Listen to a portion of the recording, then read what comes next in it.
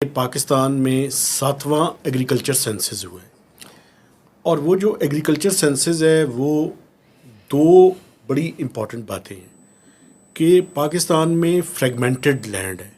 वो क्या होती है? फ्रेगमेंटेड लैंड से मुराद है कि पहले किसी ज़माने में वो कहते थे कि कई लाख अफराद ऐसे हैं जिनके पास पता नहीं कितने एकड़ ज़मीन है।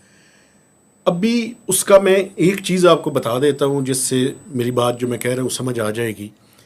सिर्फ 17,000 लोग ऐसे हैं पूरे पाकिस्तान में जिनके पास 100 एकड़ से ज़्यादा की फार्म हाउसेज हैं, यानी फार्म्स उनके जो है वो 100 एकड़ या 100 एकड़ से ज़्यादा है।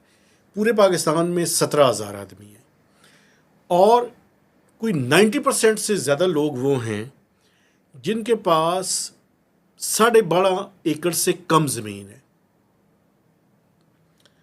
ये मैं इसलिए आपको ये बात बता रहा हूँ कि एग्रीकल्चर इनकम टैक्स जो है ना वो लगा हुआ है, इस साल से कलेक्ट हो रहा है।